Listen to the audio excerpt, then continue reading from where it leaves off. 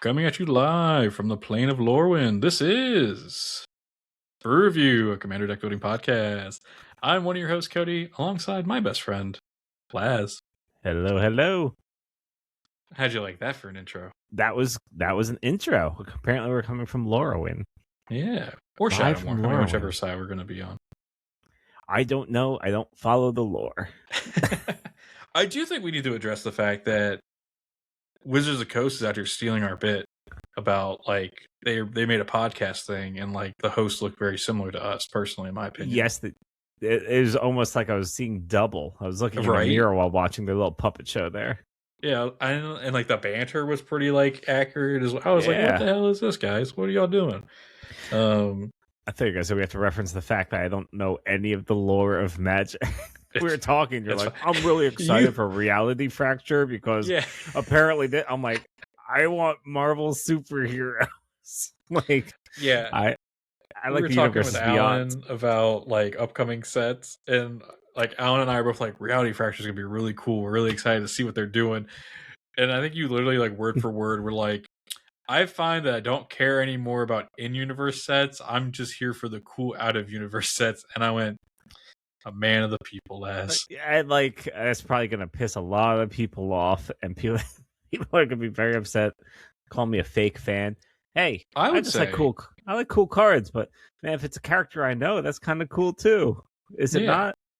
I think you're a Magic the Gathering purist, Lazz. You don't care what's on the cards. You just care about the card game itself. I've said that before too. It doesn't even need the art. If it was just text, I would be fine with that as well. I play on Spell Table. You can't even see what the pictures are half the time. Like, it's just honestly doesn't even matter at that point. Yeah. I think that's like the purest form of loving Magic the Gathering. It's just like, I don't give a shit what's on those cards. You could have Wanda and Cosmo from Fairly Odd Parents. I'd still play it, you know? I definitely would play that, actually. Is that the next Universes Beyond set? Because if so, they're doing these Nickelodeon properties. I mean, I imagine we're getting more. Well, yeah, they're doing Ninja Turtles. Can't wait for Ninja Turtles. People are like, oh, I can't wait for the Ninja Turtles set to be over, so we have to stop seeing that, you know. It's like a bump in the road on the way to the good stuff. Like, I think the Turtle set's going to be awesome. Yeah, I think it'll be cool. I'm excited for it. Yeah. I definitely went like really hard into Lorwyn. Like I like bought a box and like I went and played it and drafted it a bunch. But I think Ninja Turtles gonna be really cool. I will definitely be buying singles for that one though. I'm not gonna be buying no boxes. Creep says he's gonna buy everything. Creep says he's gonna buy you know, he's gonna buy the booster box, collector box, you know, the pizza bundle. We'll see if he ends up buying any of that stuff. I wonder about that. When he said that, I went, interesting. Man who has been only playing Spell Table lately. Yeah, I don't know what set it would have to be for me to like say I'm buying everything. You know, like I'm trying to think what I think this Marvel set might be it for you. You've been really jonesing for it. Yeah, but the thing I'm scared about with the Marvel set is as much as I love Marvel, in reality, I just really love the X-Men.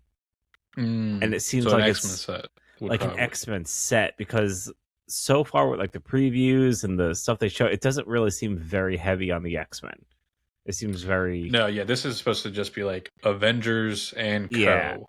Like street level people, and that's like that's not my bread and butter. I like the X-Men. I like the an X-Men set probably coming next year. Yeah, it's gonna be fucking huge. Yeah, if they do an X-Men set, I love the X-Men.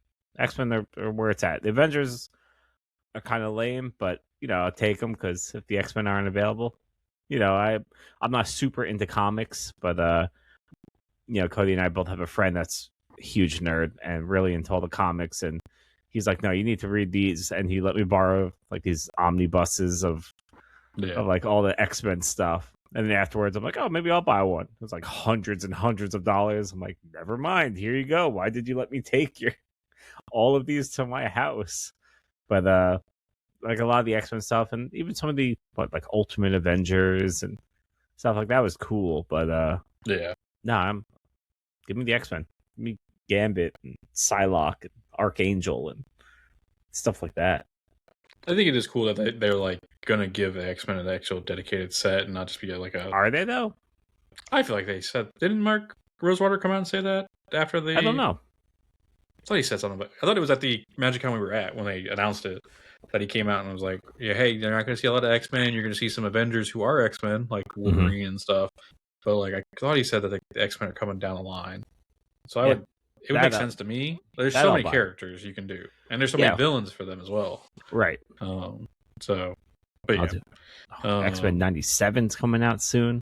Can't wait for that. That's gonna be good. I'll watch out with my daughter. I got her hooked, and she's only ever known the like YouTube and Netflix, like watching old stuff. So we watched X-Men 97 together, and she's like, "Okay, now what? Like now we wait." She's like, "What do you mean we wait?" Like the season ended. Like she's like, "Well, what happens TV next?" shows work, kid. I'm like, "I don't know what happens." She's like, "Well, just tell me." I'm like, "No, I don't know what happens next." Well, when will you know? I'm like, in like 2 years when it comes out, we have to watch it together. And she just couldn't grasp that. She's like, "No, just start the next one." There is no next one. We suffer right now. We gotta wait. We gotta wait and suffer. And did that season get delayed? Because I feel like it was supposed to come out a while back. Yeah, it got delayed to mid-2026. There were some problems with the director or the showrunner or something like that. He was having, I remember that disputes with Marvel. Yeah, I remember that now. I want them to do the Spider-Man 90s show. I want them to do like a Spider-Man 97 or 92. Oh, okay. Is it 92 or is it 97? Because like the 90s Spider-Man show is like really good, like amazing, love it. I used to watch that at school. I just don't remember it. Yeah, I in college, it was all on Netflix back then, and I just like binged it and loved it because I watched a bunch of it when I was a kid. But like as a kid, you don't grasp like the storyline stuff, and like the Black Suit episodes were great, and like Venom and Carnage coming back, and like things like that. And like actually, just today I was texting a buddy. And I remembered that they did try to continue it like a year later, like after the show had ended. It was called like Spider-Man Unlimited. And it was like pretty much Spider-Man Beyond? Didn't they do the Spider-Man Beyond too? No, that was Batman Beyond. There was Batman Beyond. And then there was Spider-Man Unlimited. They were almost like he was wearing like the 2099 suit, though, right? It's like he was wearing like the weird skin tights, like yeah. I guess he was wearing like a skin tight suit with like a cape, and like he got sent to like this far off future where like he had to like figure out how he's gonna get back, and they canned it after one season, and I was like, okay, that's not great. They did try to continue it. Fuck. But yeah, I would love that for a TV show. It's like Spider-Man 97. I think they talked about it, but then they just made it a comic book instead, and I'm like, damn it. Great. Now I'll never read it. Yeah, right. I used to read comics like a lot. Like I used to be a real big fucking nerd, as you already know. I already am one. I actually got 2 comic books for Christmas. I got The Last Ronin for TMNT. I don't know if you've heard of that. Yeah. And then the Absolute Batman, the new Batman where he is like hulking and massive and like can kill somebody with a punch to the chest. Okay. Apparently really popular. I don't know. I just asked for the first book of it to see what it's about. Haven't read it yet because I've been addicted to Dungeon Crawler Carl. Dungeon Crawler Carl's good. I got Justin hooked on it, and I guess he got you hooked on it too. I think it was you and then a guy at work were talking about it, and I was like, let me give this a shot. And I love it. I'm halfway through book 2. Just found out today another book comes out in May, and I'm like, I gotta get caught up. The audio version's already out. Is it? Oh, is it? Yeah. Maybe that's why I was confused, because I kept reading that 8 books were out. But then, like, they were saying that one. Okay, that makes sense now. Yeah, the audio version comes out first. Oh, that dude that does all the voice acting? Yeah, incredible. I was like 4 books in until I realized it was the same guy for all the voices. I'm like, what? I like. It was really creepy.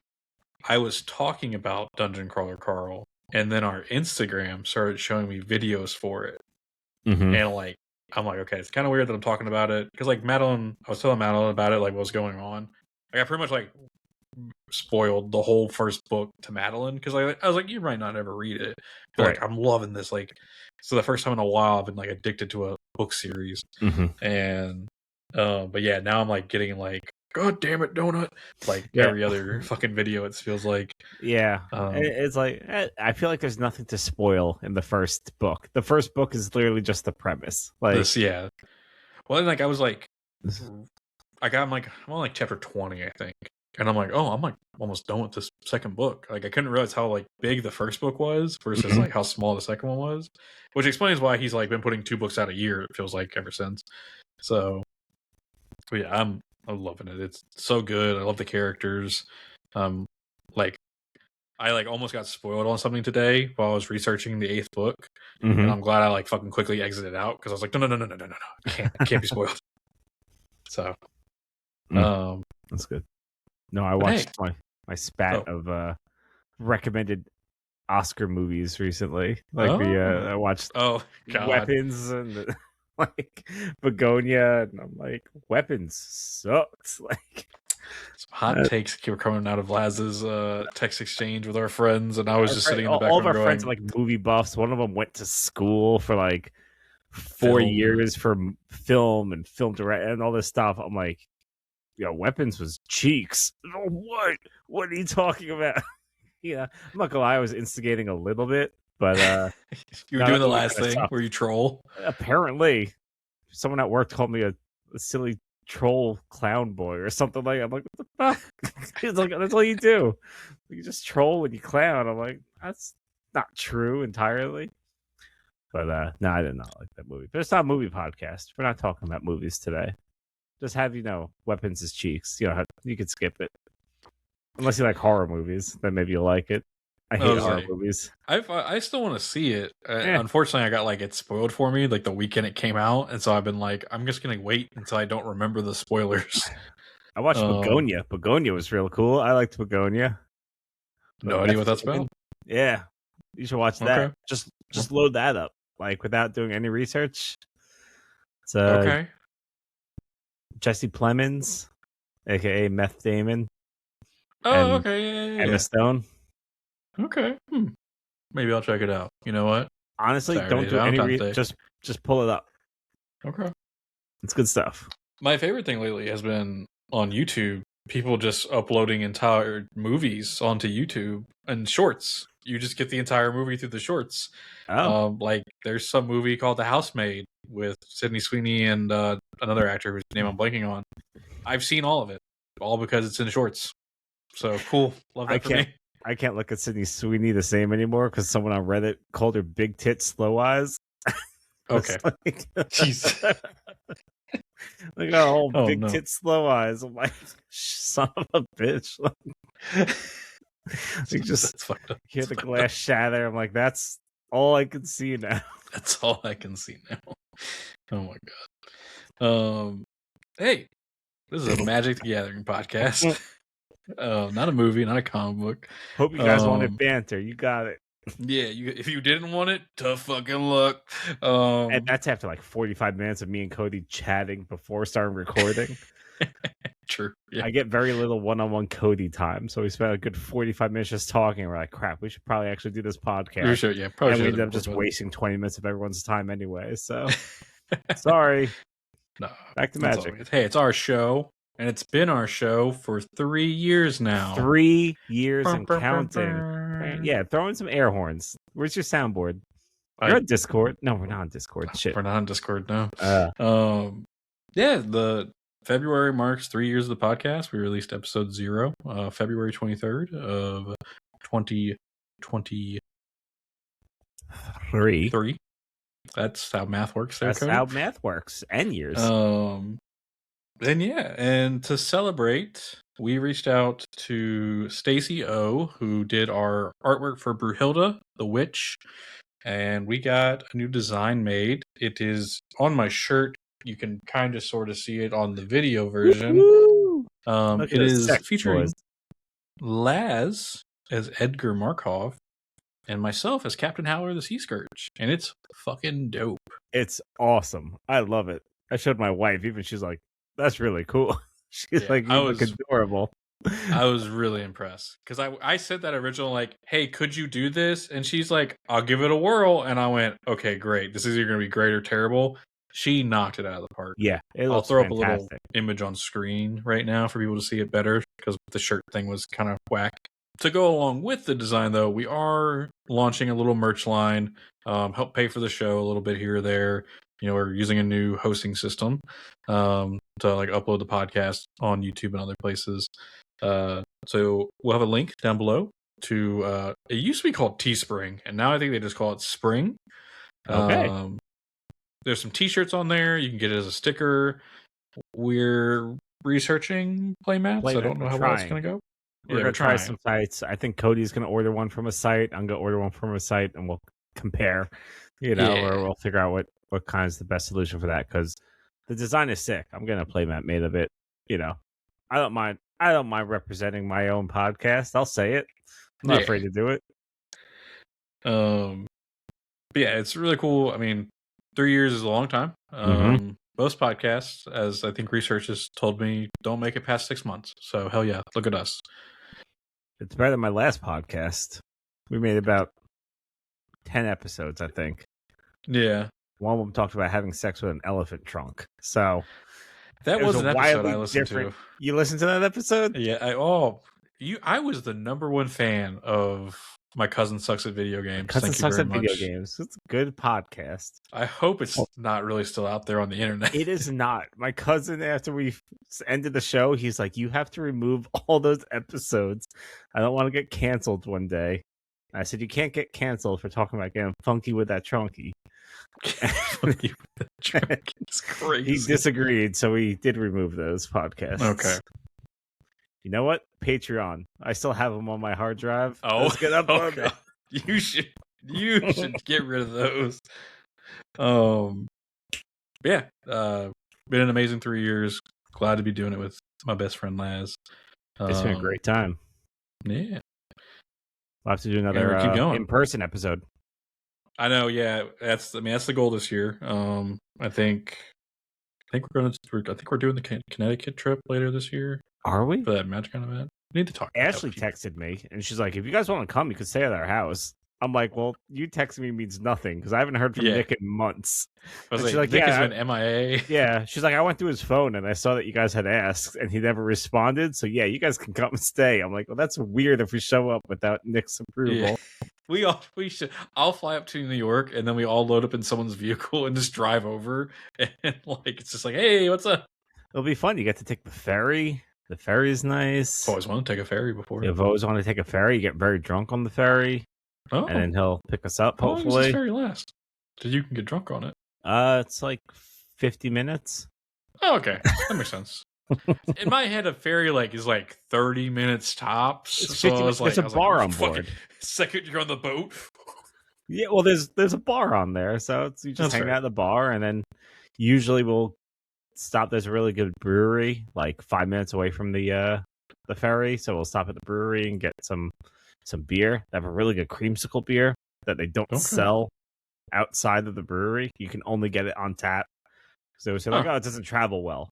I don't care. I've heard you talk about this. Let me be the judge of it. It doesn't travel well, and I'll get back to you. They're like, no, we'll only sell pint glasses. But it's creamsicle flavored beer. Creamsicle flavored beer. So good. Tastes like the Stewart creamsicles. This is where I tell you I both don't like creamsicles and don't like beer. So I'm sorry. You don't really have a choice have all in the matter. I'll buy them for you and you can drink them. I'll get you the drink. That's what everyone likes to hear. I'm going to force you to fucking drink. I'm just going to sneak some edibles into your food. We'll see what happens. Oh, I would love that personally. My back would love that. Well, it's legal in New York and Connecticut, so you're safe. Oh, sick. Also, if you want to find out about things like the merch drop first, if you join our Discord, that was the first place we announced it. Yes. So you can find that there in the link below as well.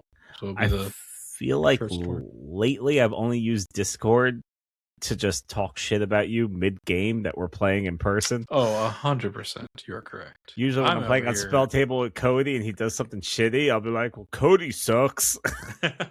Randomly in the Discord general chat. Yeah, and then someone will pop, Zacchaeus will pop him and go, yeah, get him, Lash. Fuck him. Remove his stuff. Exile his commander. He's the one that told me to do it. Oh, you're right. He was. That bastard. Yeah, we played the other day. And we got 2 games in. It was fun for some people in this pod. For me, not so much. I played Bumbleflower. You came in too hot. You came in too hot. No, you didn't do anything. I have no idea why you were targeted as hard as you were. I think Mike was just like tired of attacking me because he kept saying, he was like, all right, this is the last time I'm attacking you. And he attacked me like 4 more times. Yeah. Just because you're the only one without blockers. Because you were like getting set up. And like he was just like, well, I feel bad. I feel bad, but I'm going to attack you anyway. So then when he had the chance, he's like, I'm going to kill Cody. It's like, okay, that came out of nowhere. Yeah. I was like, okay, cool. I just gave you a tap 10-10, but it was still a 10-10. Come on, man. You know what? We could posit this to the group here. So I won the game. I won game 1. It was a Ninja Turtles deck. It was the 5-color Ninja Turtles deck. Our buddy Creeps is playing. Cody playing Bumbleflower. I was playing Hearthhole, the sea. I don't know. It's a ship or a boat or something.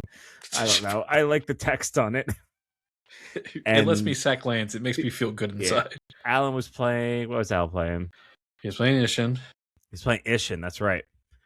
And Samurai Ishin. So I won the game because Cody got taken out very early. Cuck chair, instant.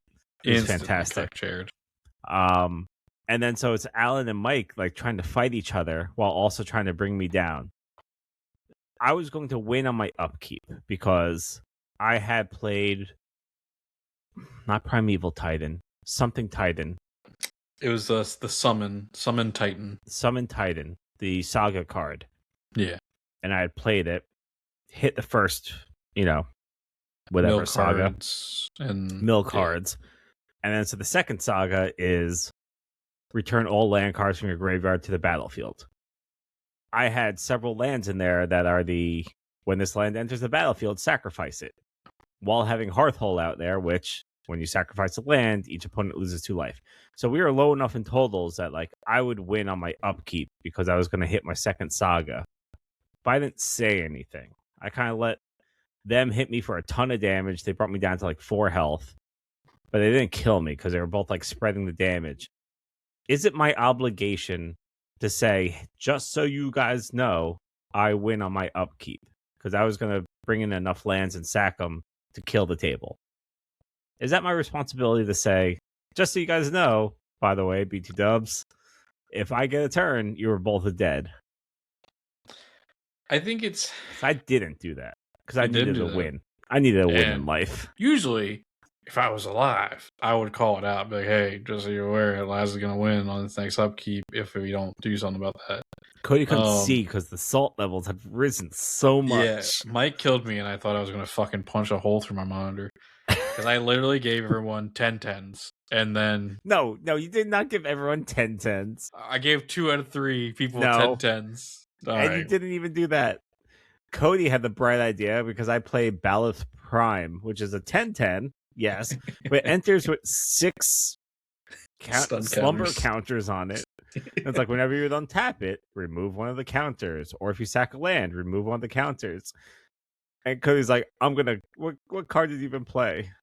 I played Fractured Identity, which like exiles it and then gives everyone else a copy of it. So everyone else got a copy of a 10-10. It's like I gave everyone 10-10s. I'm like, they have 6 slumber counters on it. Literally, and no one else is playing a land sacrifice deck. So you just gave everyone a creature they can't use for 6 turns. That's nothing. You're like, why'd they kill me? I'm a giving person. Yeah. I think it was the issue. Is when the first game I played, Bumbleflower, I was politicking my ass off. Mm-hmm. And I was being like, the art of the deal. But this time around, I was just chaos mode where I was like, give everyone 10-10s. Give Lazz cards, even though Lazz is playing probably the strongest deck at this table right now. You think that is the strongest deck? I love that deck. It's a very strong deck. I love it, but I hate it. You love it, but you hate it. I love it because it's so much fun to play. And it does the exact thing that I want it to do. Yeah. I hate it because it's probably the same exact deck that 99% of other people playing Hearthhole are running. Oh, it's like not unique. It is not a unique deck at all. 1, it's a precon, so it's got to strike against it. And 2, they released like the precon upgrade secret layer, which I bought. So I have all those cards. And then like, what was I at? 2 or 3? 3, C, there's like 5 cards on EDH Rec. Like these are like the must add mandatory cards, which I added. And it's like, okay, so now I just have Granted, I'm sure there's like 5 cards that swing, my way, but for the most part, it's the same exact Hearthhold deck I think everyone else is running, which I don't know. That's a me thing. That's something I have to get over. Because besides that, it's so much fun to play, and it does the exact thing I want it to do. I think I understand that because I think everyone wants to have a little originality to their decks and things like that, and so it's hard because it's a pre-com, and then like you said, and did you get the upgrade guide? I forget. Yeah. Okay. Yeah. Yeah, I got it. I got it. So, of course. Yeah, I think there are going to be a lot of Hearth, but how often are you going to play with another Hearthhold deck?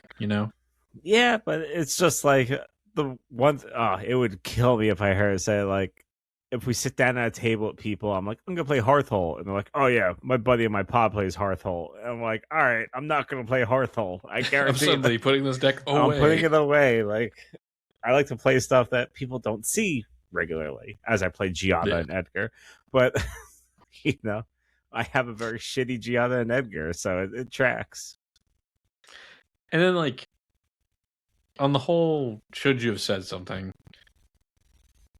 I think it's hard because, yeah, you kind of want to be, like, forthright with that information, but then also, like, I think we were also late enough in the night that people were, like, really just, like, slamming through stuff. Like, Mike played a fucking creature and never announced it, and, like, was making a treasure after combat, and we were like, I was like, what's happening? I'm dead, but what's happening? Yeah, it's like, oh no, I played this creature. It's like, then why did you just put it out? It's like, I played it before.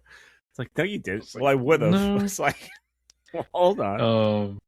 I would have is not a good defense after combat. And so I think literally if anyone had clicked on the card and read it, they probably would have figured it out. But also there was like a bunch of shenanigans from the combat prior. Because, like, Mike was like, oh, well, I can sneak stuff in, and what does sneak do? And, like, it was just a little bit of a clusterfuck all around. Yeah. I don't think you were in the wrong in any way. We'll say, I don't know, like, after the fact, I'm like, I probably should have said something. I probably wouldn't have won because, But, like, that's... At that point, what do you do? When it's like, all right, well, this person's going to win on their upkeep. So if I kill them, then the other person's just going to win on their turn. Because if Mike would have just said, all right, I'm going to swing all out at Lazz and kill him, then it's Alan's turn. And he's like, okay, I just swing everything in at Mike and kill him. Like, yeah. That's kind of where it was all at. No matter what, someone was either going to get 2, 4, and 4. Like, it was like the end of the game. Yeah, no matter what, someone would have gotten, like, king makes somehow. Yeah. If Mike had swung at just you, like, Alan would have just been in a position to win, and then vice versa. With I think Alan had spread out damage a little bit. Yeah, the prior turn. So like no matter what, something was going to happen. So, yeah. So yeah. Sorry, I dropped a spin down. Drop off my desk. It was a spin down. The little like dice thing. So yeah, no matter what. And then we randomly decided to play a speedy second game. We always say speedy second game, and it's always the shittiest game. Yeah, ever. It was an hour, I'm pretty sure. It was an hour, and everyone was mad. Yeah. I played Giada, and then I got, like, the perfect card, because, like, we're all just, like, we're playing quick. Like, I had Soul Ring, opening hand. We're playing quick, play everything. Everyone got their commanders out, like, on curve. And then I drew an angel that's, like, exile up to 3 target creatures. So I'm like, I'm going to exile everyone's commanders. Cody's like, I'm fucking out. I scoop. I had spent literally like an hour in the first game sitting there watching y'all play. And I was like, I'm not doing it again. And you were like, all right, I'll take it back. I took it back. I think I should have been able to draw a card. Like, hey, I'm putting this back in the deck. I was fine with that. A card. And then I hated the fact that, like, you played it, and I will say, I was the first one to say I would scoop, and then Mike also was disgruntled. But then Alan said, I've been fine with it, because Alan had a way to keep his commander. And then Mike switched up real quick with, oh yeah, I've been fine with it too. And I was like, all right, guys, just make me look like a fucking bad person. I see how it is. Cody's a bitch. Mark it on the list. And then I took it back. And then I felt really bad when I won the game. Yeah, because then you won the game. Yeah, so I was like, okay. You complained your way into a win, Cody. I hope you're happy. I did. I'm not. Firelord Azula, going in the trash. Yeah, you're like, I win, and I immediately dismantle this deck. I just don't enjoy, like, because anytime I pull it out, you guys are like, ugh. And it's like, It's okay. Azula. Azula is just combat tricks on combat tricks on combat tricks. Which I love. Which you love, and that's fine, but that's the problem. And that's the problem I ran into with Kalia. That's the problem that Alan ran into with Eureka, is like, there's no way to detune that deck. Because no matter what you do, like, oh, I'm playing Kalia, but it's a real shitty version. It like doesn't matter. People are still going to attack you because you're playing Kalia. Yeah. Firelord Azula, it's like, no, I don't have that much stuff. It's not like your average Azula deck. It's like, yeah, it is. Like, it's how you play the deck. Why am I going to play a very bad version of the commander? How is that fun? Yeah, I think no matter what you do, like it's overwhelming value. Because like if you want to say like I'm playing all flash creatures, like it's just creatures that have flash on them, so that I can copy them in combat. It's like, okay, well you're getting 2 for the price of 1 on like some creatures that are pretty fucking strong. Most of the flash creatures are pretty busted for some reason or the other. And so yeah, and I just don't enjoy a deck where it's like, oh hey, the commander's kill on sight. There's no way to win without the commander or some fucking weird shenanigans. I did have a really good game where I had not Firelord Zuko, but the Zuko Firebender with the experience counters. Okay. Because she had eventually gotten her move in so much that I was like, okay, I'm just going to focus on using Zuko. But like if Zuko got removed, like I was fucking dead in the water because like half the deck is fucking instants and sorceries that can't win me the game because there's no creatures to play, you know? Yeah. So, yeah. I don't know. And I just think I think I could come up with something better. We're recording this after the commander unbans, and so I've been looking at maybe a little spell casting deck with Lutri. Lutri, okay. Little otter tribal maybe. Otter tribe. Okay. Yeah. I'm making all the tribal decks lately. Otterly diabolical. I like it. Ooh. That's what we can name it. I'll be saying hello from the otter side to my opponents. Hello from the other side. Sorry, that's my Adele. It's pretty good. I've been practicing a lot. That was pretty good, Adele. I thought she was in the room with us. I was transported. I wasn't even here anymore. I thought I was front row at a concert. Well, speaking of tribal decks, our brew of the month. Our brew of the month. Yeah, 45 minutes later. Let's talk about the 50 minutes into this podcast. It's my turn to do a deck, which I don't know if because what did we do last time? What was your deck? What was the last deck? A review of Griswold? Oh, you're right. I think we did a little reset. I think that's what we did. You are correct. Which I've ordered 0 of those cards. I'll get around to it. Yeah, one day. One day. I have to go through and see which ones were worth changing. Yeah, actually getting, yeah. So Lorwyn has come out. We're almost a team in T. But I really enjoyed my time with Lorwyn. I went to a pre-release for the first time ever. Not first time ever. First time in like 3 years. And then I actually have been drafting it with some buddies from work and having a grand time over there. Get some cool cards out of it. Honestly, drafting's pretty fun. Yeah, it seems like it. I think we should definitely just like do some 4-person drafts. Like everyone, let's just split a box and fucking go. We play on Spell Table. You don't even need to do that. You just need to go on like what's that website? Yeah, we found that website. And just like, all right, everyone, open up a pre-release pack and see what you got, and let's play with those cards. Throw together a Moxfield list. Yeah, I had fun doing Two-Headed Giant when we did that in Atlanta. I wish we. I don't know. You stole my colors. I'm going Selesnya. I'm going Selesnya as well. I don't feel like I stole your color. I feel like the plan was solid up until we realized we don't have any counterspell magic. Fuck. Anyways. Really liking Lorwyn. And I pulled a lot of goblins. And so I was like, well, I had a goblin deck for a little while. It was too similar to a deck Lazz had. But I really, really liked Grub Storied Matriarch / Grub Notorious Anti. And so today we're covering I have named this deck my Dark Passenger, which I don't know if Lazz gets the reference. Dexter? Dexter, and then there was actually a song recently released by a band called Broadside where they're singing about, riding shotgun with my Dark Passenger. And so I was like, oh, this is pretty cool because like she flips over and like she's got a good side and evil side. Anyways, so Grub Sword Matriarch is 2 and a black for a 2/1 with Menace. When this creature enters or transforms into Grub Sword Matriarch, return up to 1 target goblin card from your graveyard to your hand. And at the beginning of your first main phase, you may pay a red if you do transform Grub.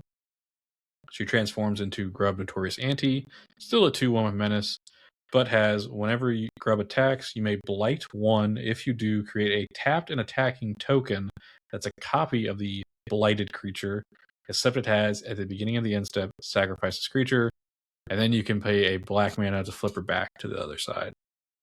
So I think this is really cool because like it's doing something different than normal Goblin decks. It does still have a little bit of like recursion from like the old Wart Bogart Ante.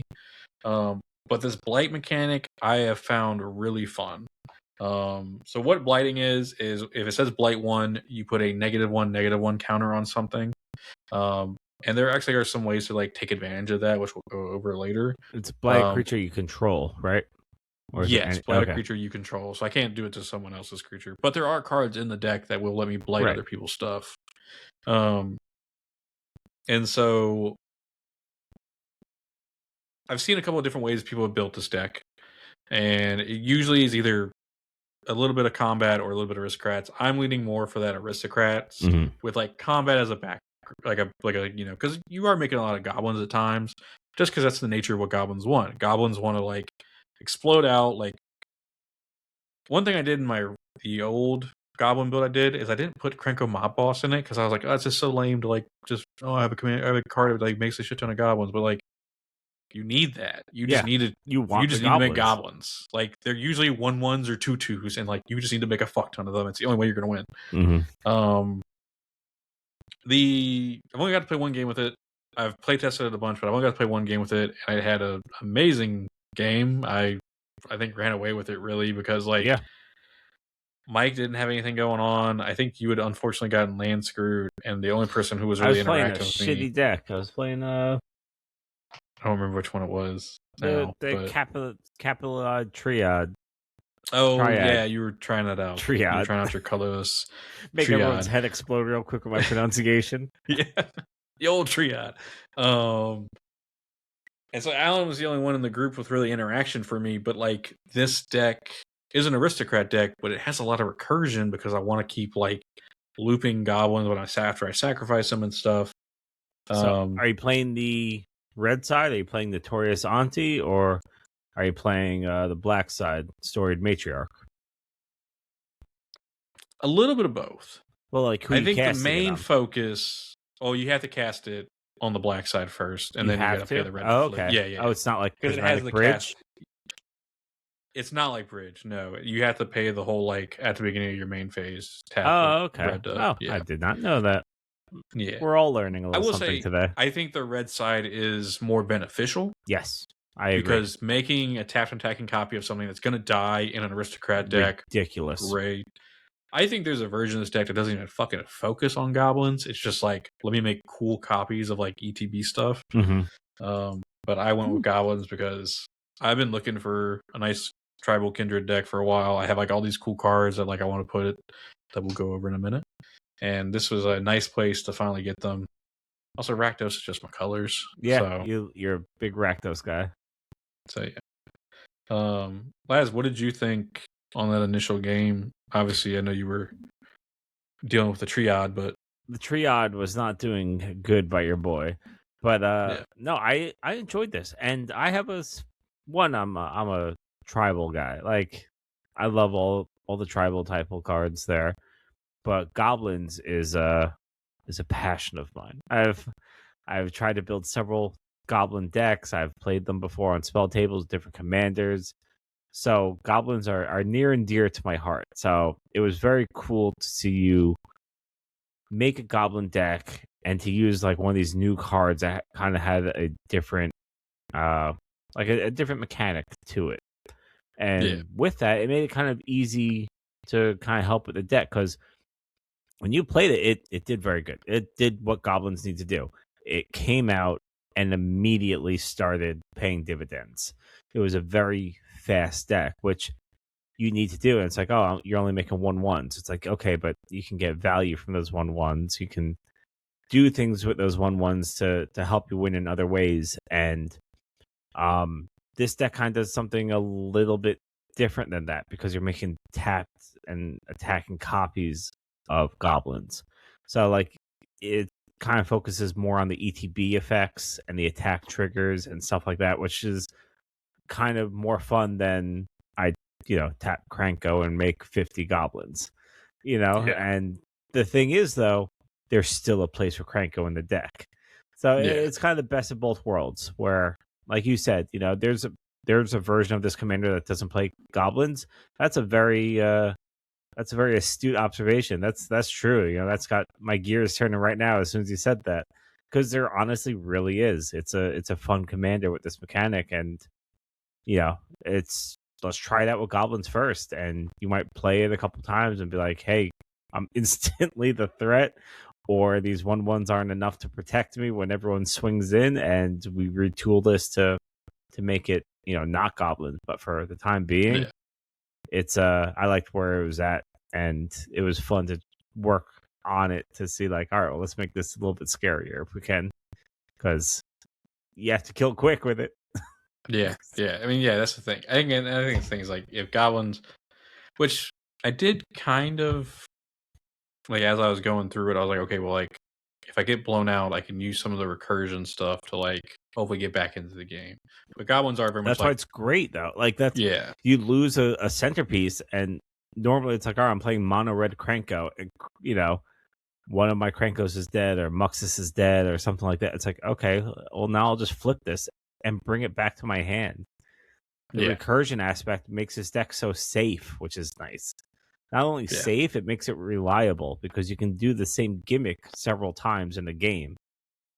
yeah. I Like had you can play Muxus several times in one game without it being your commander, which normally in a mono red goblin deck is not an option. yeah, I had some really like I think one of my centerpieces, the Sling Gang Lieutenant, got killed like twice, and I was able to get it back twice Mm-hmm.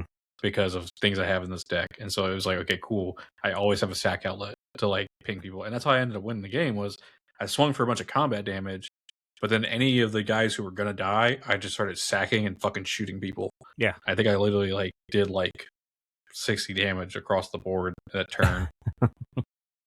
Which maybe, reasonably why y'all probably were like, damn, this deck's really strong, Cody, what the fuck? Yeah, But that's good. So let's do a little bit of a deck breakdown, go over like what we're looking at. I have a breakdown. little deck, We really need we need some we sound do. I clips. know. I need to create something. If we can work it, man. Side tangent. I am so sorry.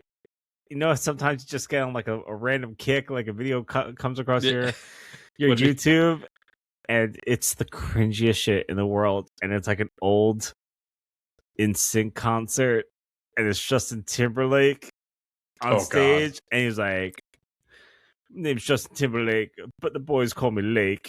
Timberlake, and he starts like beatboxing, and it's so cheesy because it's like mid 2000s beatboxing where it didn't really take that much. It's just Justin Timberlake wearing like a bandana on his head, like Timberlake. It's like it's so corny, but we need a breakdown. Maybe we hit up Timberlake on whatever that. Not Patreon. What's that site where you can get them to do cameos? Cameo it. Oh God.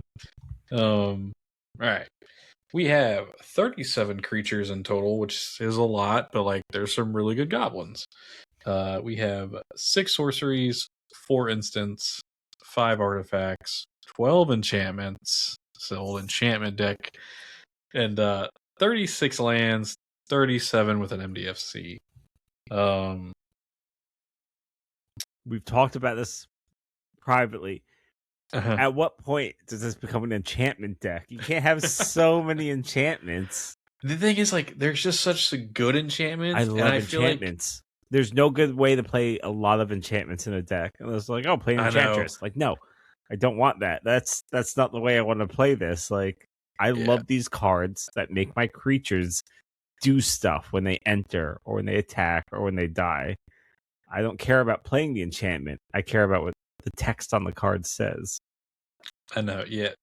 As I was building it, I was like, God, this is a lot of enchantments. But I was also like, that's every time I build a deck, kind of useful. It's like I have 15 enchantments when I build a deck. It's like I can't have 15 enchantments in a tribal deck. Yeah. Just let's look at the creatures first. I have like 3 categories I've kind of gone with this one. Mm-hmm. First up is the like aristocrat portion of it. So starting off, we have a new card. It's Bogart Cursecrafter. This is a 2/3 for a black and a red. Has Death Touch. Great blocker. Not a lot of people want to swing in a Death Touch. Whenever another goblin you control dies, this creature deals 1 damage to each opponent.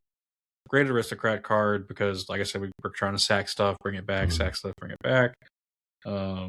Really, really like that in here. Another one is Broadside Bombardiers. This is 2 and a red for a 2/2 menace haste. Has Boast. Sacrifice another creature. Broadside Bombardiers deals 2 damage. Deals damage equal to 2 plus the sacrifice permanent's mana value to any target. This is great for just like that last little bit of damage. You can also use this to throw out like creatures. And then also like you can with Grub, you can blight something, get the attacking thing, and before you sacrifice it at end step, you just sacrifice it to the boast ability. And it's some nice little free damage you could do. It's 2 damage and a free sack outlet. It's a fantastic card. Yeah, it's really good. Gorbag of Menace Morgul, one of the only non-goblin creatures in here. It's 1 in the black for an orc soldier 2/2. Whenever a goblin or orc you control deals combat damage to a player, you may sacrifice it. When you do, choose one. Draw a card, create a treasure token. Nice way, like once again with the grub thing, if I get the hit with that creature, sacrifice it, draw a card, create a treasure token. Really pick your poison on that one. Really like that one in here. I think this is like a card that like I had in the old goblin list with it was Mishra that I was using at the time. And like I just never felt like it made sense in that deck. It's like, oh, I wasn't trying to sacrifice stuff. But this deck is like an aristocrat deck, so I want to be sacking the stuff. And so like to get the benefit of drawing a card or treasure token is perfect. I think this is like one of the center like secret commanders almost of the deck. Pashalik Mons. Cool ass card. Yeah. I remember when going to a command fest and someone had just a Pashalik Mons deck and like they were sacking so many goblins and I was like, this is dope. Pashalik Mons, 2 in a red for a 2/2. Whenever Pashalik Mons or another goblin you control dies, it pings any target for 1 damage. You can pay 3 in a red, sack a goblin, make 2 1/1 red goblins. And so in that game we played, I like made like 22 red mana from like 3 Tree City and a ritual spell, and I used all of it to just like make more goblins to then turn around and sacrifice. Like it was sick. Love that one in here. Skirk Prospector, 1 red, 1/1, sack a goblin, add red. A card that like I felt it was like Krenko, where I was like, man, this is like a try-hard card, but I was like, no, it's another sack outlet. Good. It's a free sack outlet that gives you mana. Yeah. It's so good. So I was like, gotta do that one in here. Makes sense. I had the card. I bought like I don't know if you remember this last back when I lived in the apartment. I like texted you and Nick. You bought an eBay pre-made goblin deck. It was like an eBay Krenko fucking deck, and it showed up smelling like cigarettes. And I was like, ooh, I'm never going to play with these cards. So I unsleeved them, and they've been sitting in a box somewhere. And I finally got to unsleeve a couple of them, like Krenko, some other cards we'll talk about in a minute, and Skirk Professor was one of them. And then, like, this is one of the best ones. Sling Gang Lieutenant, 3 in a black, 1/1. When it enters, you make 2 1/1 red goblins. Sacrifice a goblin. Target player loses 1 life. You gain 1 life. This was like I got this out early because I got a Goblin Lackey out on turn 1, and then I got the hit on turn 2 with the Goblin Lackey. And so I got to put this out. I was up on goblins. I had a sack outlet. I was like off to the races. This was a great one. Next category of creatures is going to be the creatures that benefit from the blight aspect of this deck, because I think it's a really cool mechanic. New card, Eclipsed Boggart, is triple black-red hybrid mana. When it enters, look at the top 4 cards of your library. You can reveal a goblin, swamp, or mountain card from among them and put it into your hand. Put the rest on the bottom of your library in any order. I like this because you're not going to whiff. Yeah, you can't whiff. Like, it's really hard to whiff. Yeah, really hard to whiff. Dual lands. There's many goblins in this deck. If I copy this with Grub, I'm ramping myself. I'm getting lands, or either I'm getting a goblin in the hand. So I get to kind of keep repeating this effect up to 3 times because it has 3 toughness. Really great card to copy. Another great one to copy is Muxus Goblin Grandee. When it enters the battlefield, reveal the top 6 cards of your library. Put all goblin creatures with converted mana cost 5 or less from among them onto the battlefield, and the rest on the bottom of your library in a random order. Whenever Muxus attacks, it gets +1/+1 until end of turn for each goblin you control. It's a 4/4. So yeah, it's 6 mana to cost, but you're casting it. You're getting those immediately. You're swinging Grub. You're blighting at 1. You're making a copy of it. The copy dies immediately, but you still get the enter the battlefield effect. More fucking goblins to put out there. More sacrifice fodder. Just there's a couple ETBs in here that matter. So yeah, great there. These 3 all kind of do similar things. So there's Goblin Gang Leader, Siege Gang Commander, Siege Gang not just Siege Gang Commander, Siege Gang Lieutenant is a different trigger. But it's when they ATB, they make Goblin tokens. So Goblin Gang Leader makes 2 1/1 reds, Siege Gang makes 3 1/1 reds, and has another sacrifice outlet on it.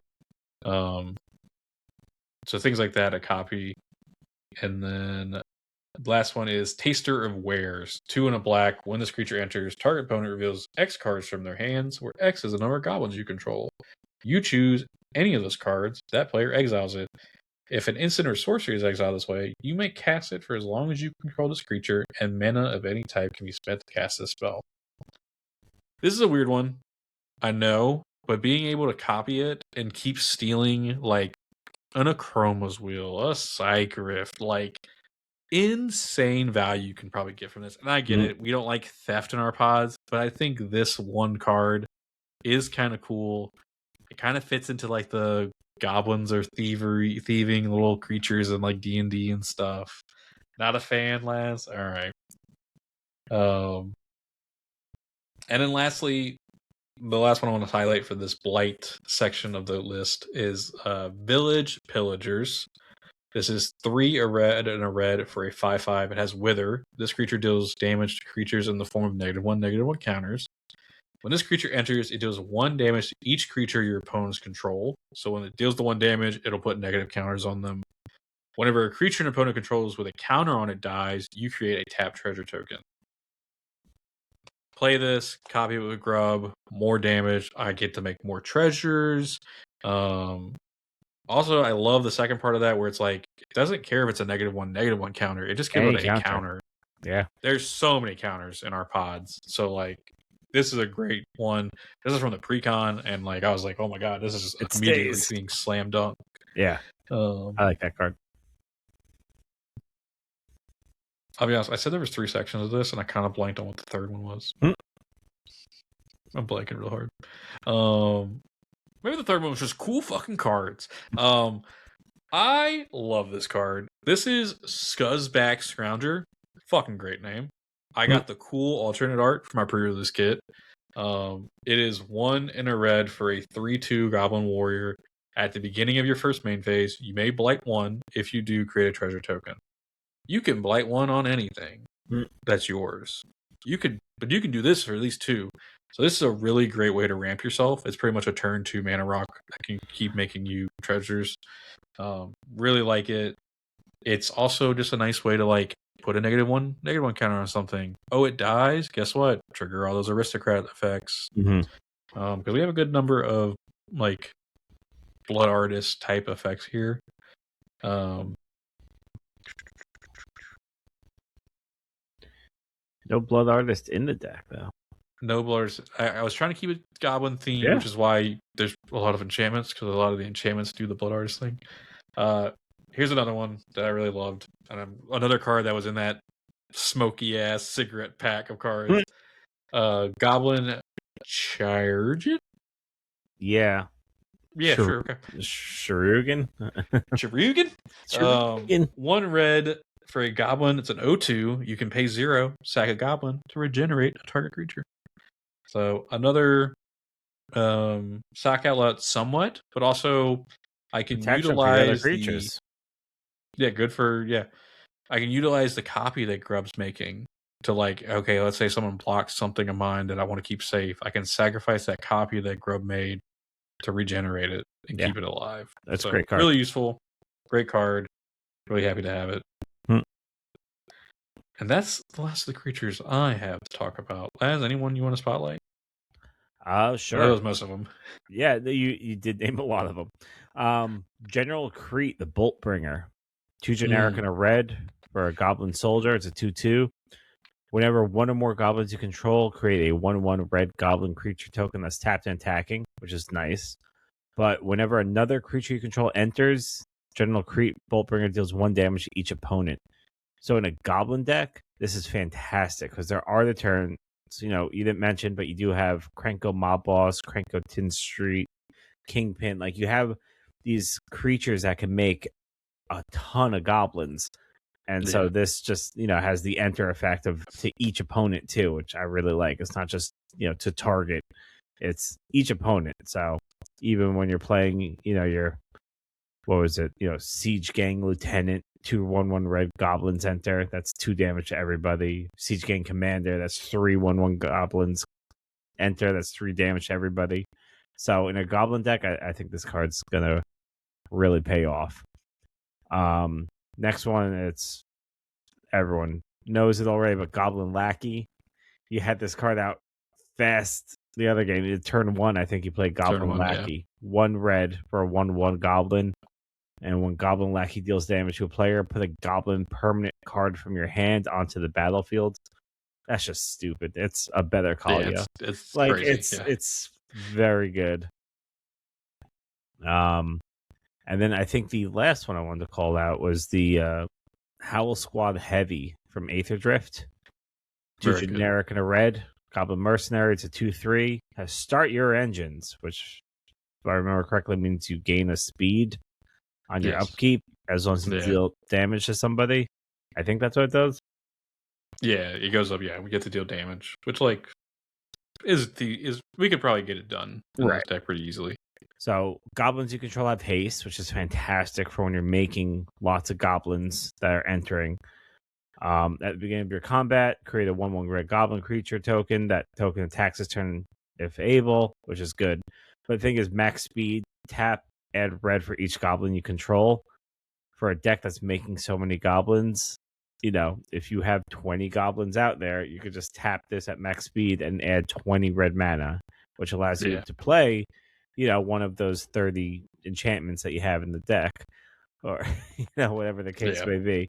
So I like that card kind of to ramp you because you're using your, quote unquote useless 1/1 goblins for mana at that point. You're getting a much greater benefit out of them than just 1/1 attackers. Yeah, and I love the alt art for this one because it's literally the fucking rad van from the 90s. It looks like the Turtles van. It really does look like the Turtles van. Yeah.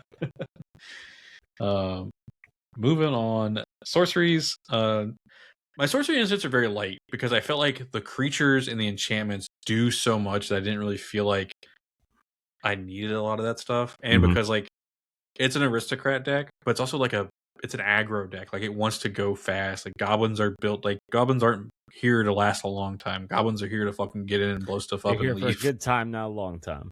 Exactly. boring one, Blasphemous Act, just a good. I don't think we earn enough removal in our meta, so I was like, let's just fucking have it.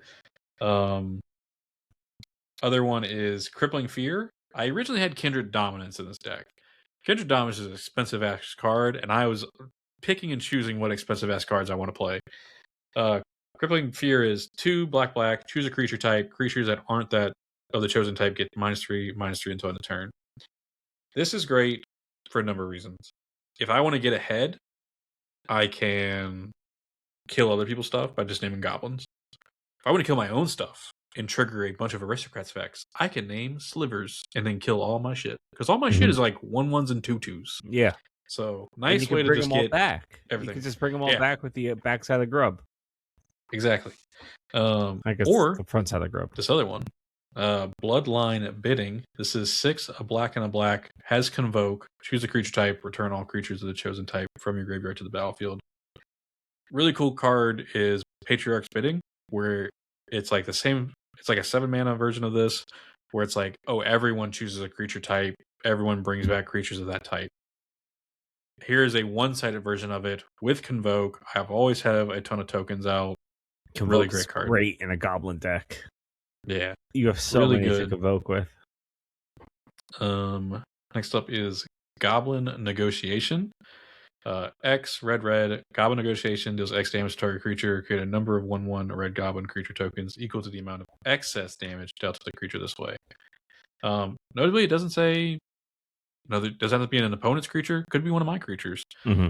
This is a nice outlet for all of the like make X mana equal to the number of goblins you control, yada yada, and it can just lead to more goblins. So if I have a sack out and an aristocrat effect in play, nice way to get a ton of goblins. Next up is an older card, Goblin Warstrike. It's 1 red for sorcery. Goblin Warstrike deals damage equal to the number of goblins you control to target player. Love this card. Nice little way. Yeah, I was like, this guy going. I love this.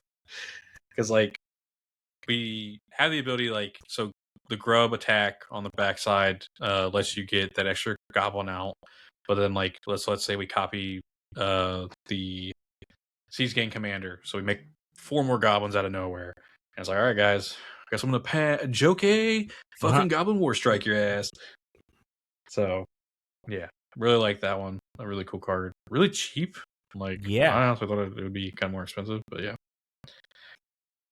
And then last sorcery is Grub's Command. Newer card from the Lore One set. They had this like whole cycle of like the flip commanders had, or the flip legends had these command cards. I'm not sure how good this one is in the deck, but like I do think it can be nice because it has so many options. So it's 3, a black and a red. Choose 2. You can either create a token that's a copy of target goblin you control.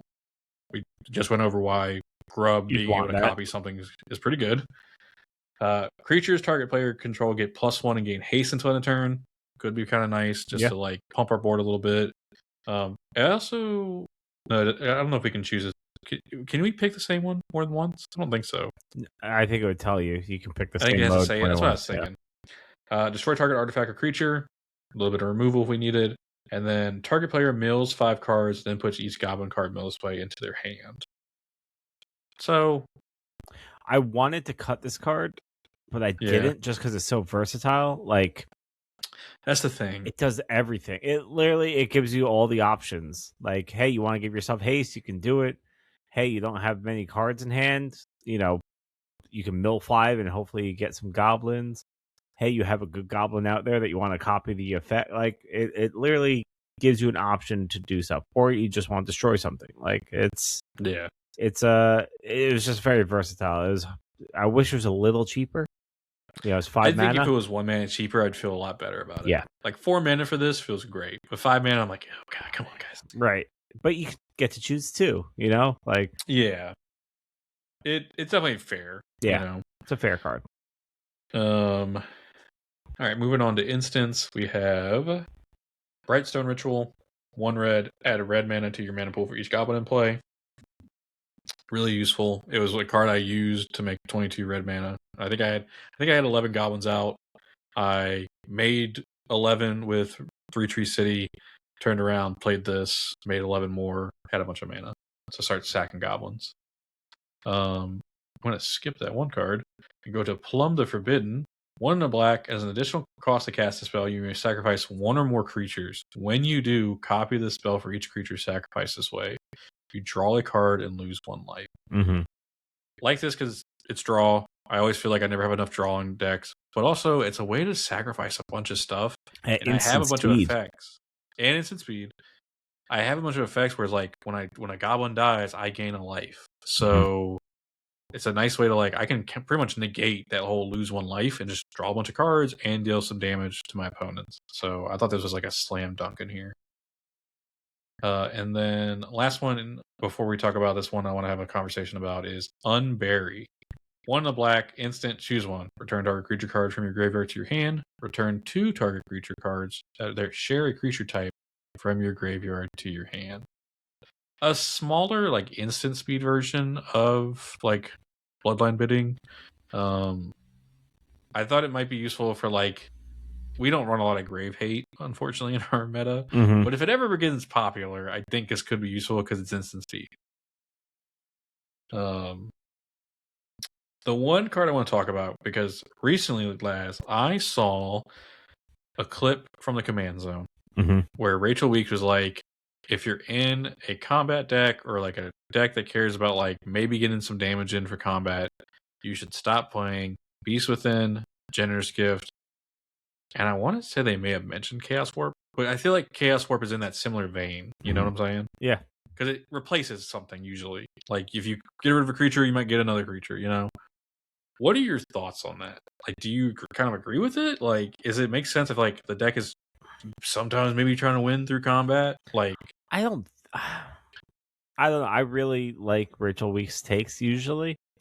That one I'm just not so sure on, because the thing is if I'm removing something, Generous Gift, if I'm removing something and giving them a 3/3, that means what I'm removing is so much worse than a 3/3. I'm not using it on a 4/4. I'm using it hey, they just played Blightsteel Colossus. It's all right, well, you have a 3/3. I don't know. I feel like Blightsteel Colossus has instructional. I get the what you're saying. Sorry, yeah, you know what I mean. Derp. But I feel like if I'm removing something, it's something that needs to be removed. Yeah. And oh well, they get a 3/3 blocker now. It's yeah, that's fine. I feel like I don't know, maybe just the way I play, I'm rarely destroying something that's blocking the damage I'm doing to kill them. So I don't really care too much that I'm giving them a 3/3 because what I removed was so much worse. Yeah.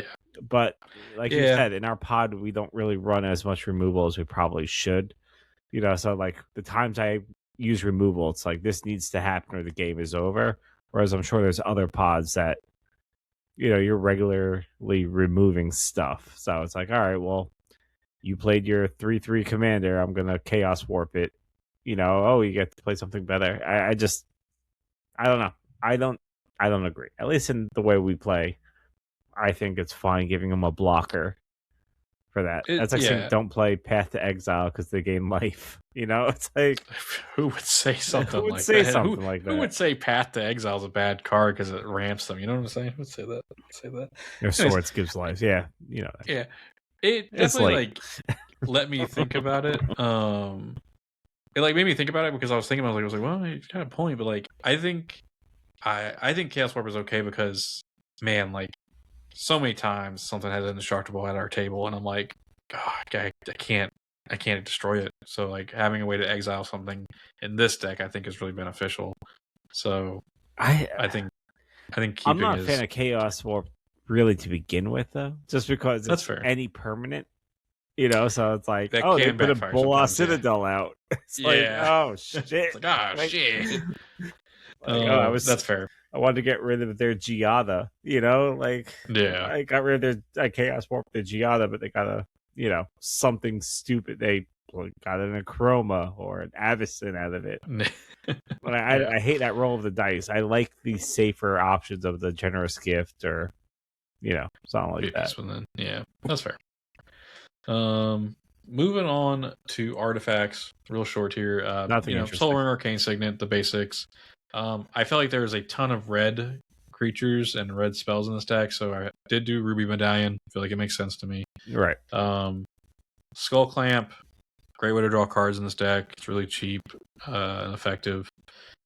We can light something and make a copy of it, and then put the Skull Clamp on it and post main, move to end step, draw 2 cards from it dying.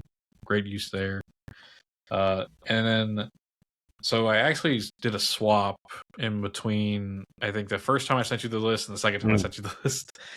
I had a Springleaf Drum in here because I was like, oh, I'm like making all these tokens. I can tap them with the Springleaf Drum. I liked it. But I did want a way that, like, let's say some sack outlets get removed. I'd have no way to, like, I want a way to, like, finish a game just in case. Like, here's my oh shit button. And I think Banner of Kinship is that oh shit button because it's going to fucking pump my board to crazy numbers. So Banner of Kinship, 5 mana. As it enters, choose a creature type. This artifact enters with a fellowship counter on it. For each creature you control the chosen type. Creatures you control the chosen type get +1/+1 for each fellowship counter on this artifact.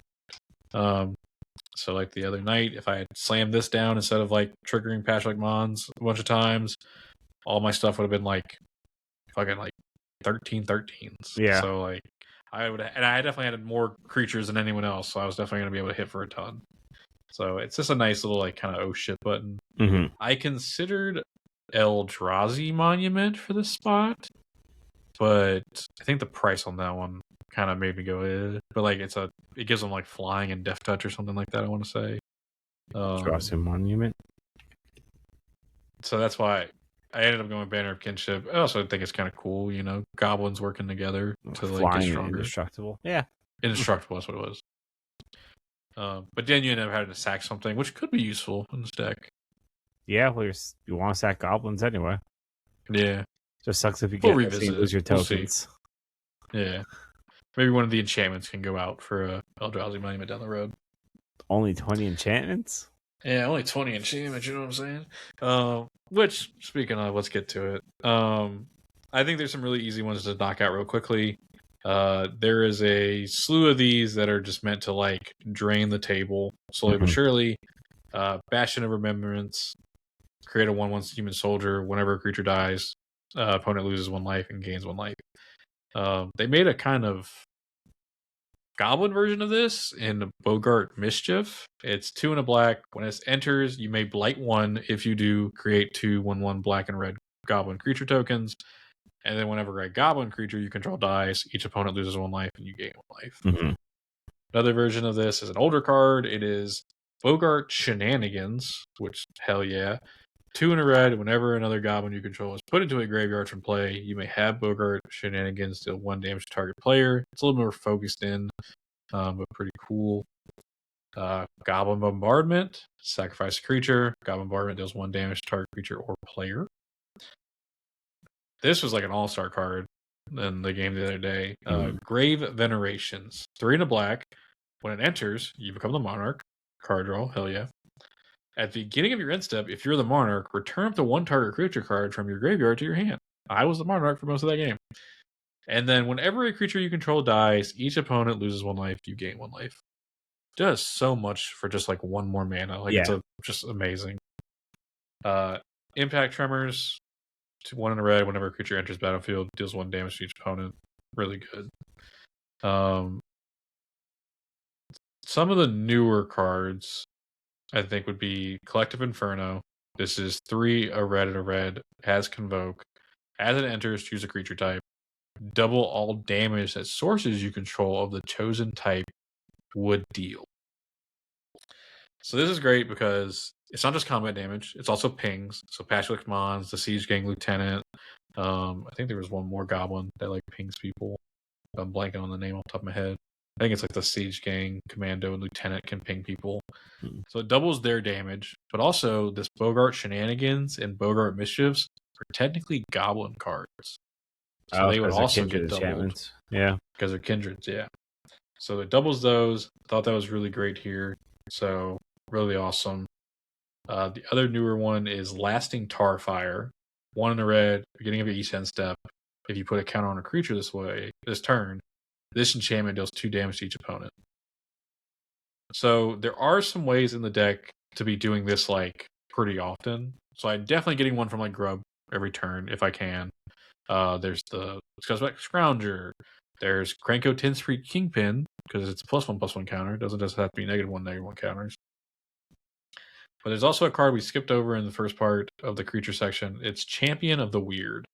This is a 3 and a black for a 5/5 Goblin Berserker. As it enters, you have to behold a goblin and exile it. So you can reveal a goblin that's in your hand or a goblin that's on the field. It goes away. Pay 1 life, blight 2, target opponent blights 2, activate only as a sorcery. So that's another way we get to do it. And then whenever this creature leaves the battlefield, you return the exile card to hand. So that's a little 5/5 to like do stuff with. So really great. I like that one a lot. So those are kind of the newer cards. Here's some pet cards that I had in the deck that like are amazing. Cover of Darkness. When they reprinted this during Assassin's Creed, I bought 2, and I have never found a fucking home for one of these, and so I'm so glad to finally have one. 1 in black. As it enters, choose a creature type. Creatures of the chosen type have fear. They can't be blocked except by artifact and/or black creatures. Love that. Obviously, combat's a secondary thing, but like just giving goblins evasion of any kind is really important. Yeah. Because they're so small. And like until you get up to the point where you can like machine gun someone down, like you want to be able to keep them safe and at least get some chip damage in. Goblin War Drums, 2 in a red. Each creature you control cannot be blocked by only one creature. Gives creatures menace. Yeah. But it's Goblin version. So Goblin Menace. Goblin Menace. Haunted one. I think this is like perfect in this deck. Hella expensive card. They really need to reprint this. Is it 2 in a black? $7? Is this version $7? Or is the other version $7? 7. They're all 7. They're all 7? Okay, that's not that bad then. It was up there for a minute. I think because both goblins. There was another deck that I think was using it for something. Commander creatures you own have, whenever this creature becomes tapped, it and other creatures you control that share a creature type with it get +2/+0 and gain Undying until the turn. Super good with Grub, because Grub is it's a 2/1 with Menace. So she's kind of weak. So like that's why I like the Cover of Darkness to give evasion, but this is another way of doing that. Also, like all your stuff dies, you trigger all these aristocrat effects, and then guess what? They come back because of the Undying. Super good. Love that a ton. And then lastly, Quest for the Goblin Lord. 1 red. Whenever a goblin enters the battlefield under your control, put a quest counter on it. As long as it has 5 or more quest counters on it, creatures you control get +2/+0. This is an old school card, and like I don't know, like something about it I like. Like I think I've had it in a few different goblin builds, and like I almost always cut it. But this time I was like, maybe we keep it, you know? Just maybe no less. No, we're not doing it. Fuck, god damn it. And that is all the enchantments. God damn, that was a lot of talking. A lot of enchantments, man. I think some of them are like really, really good. I do recognize there's a lot of them, but I do think, you know, as far as lands go, only ones I really want to shout out. 1, I pulled the foil flip Blood Crypt, so like it felt like this was like the place for it, you know.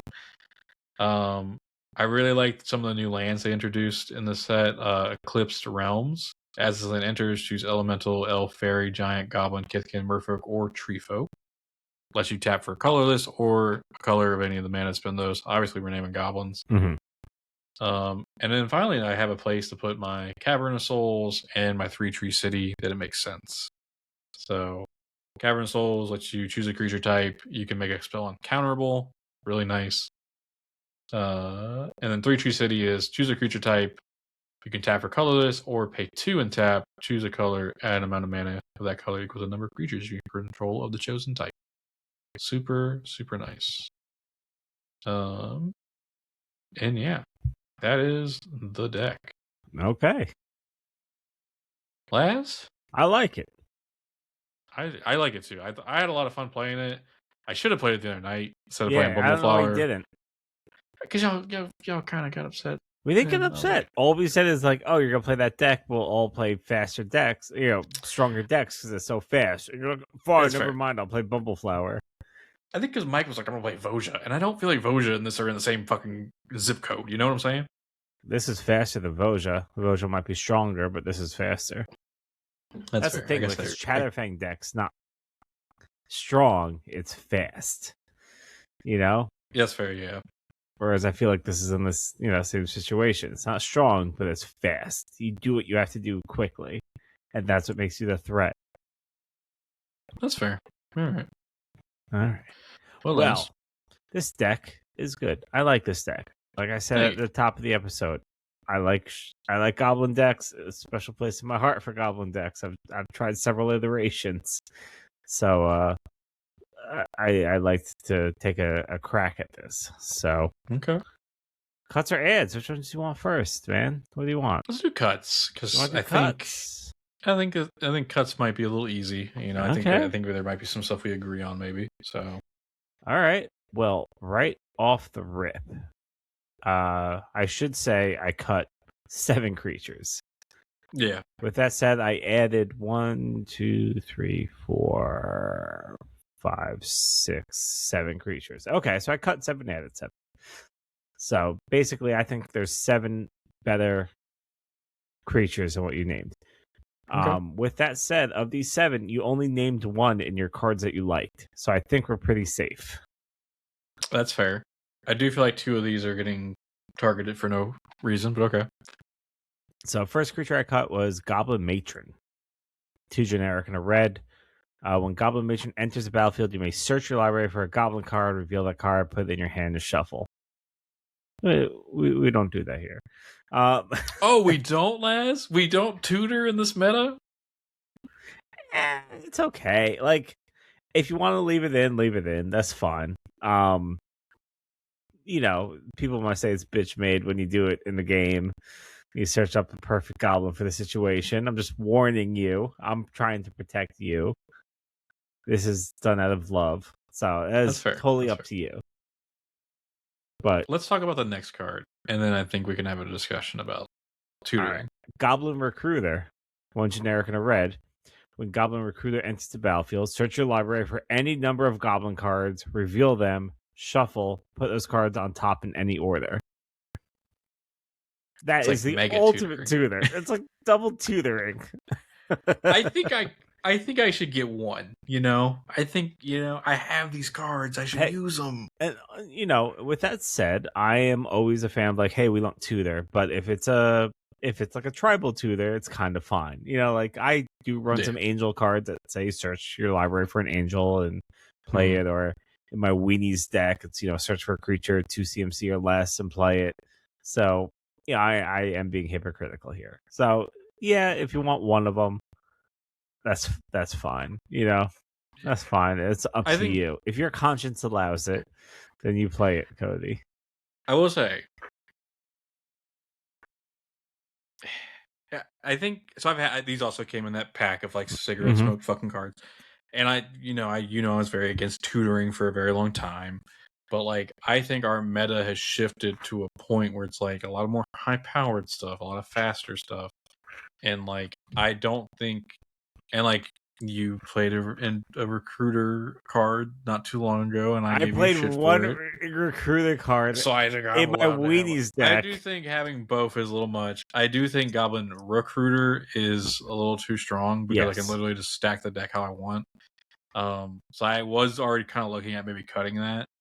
I do think Goblin Matron is fine because it's 3 mana to go find something. Find 1 goblin. You can do it twice and then recur it.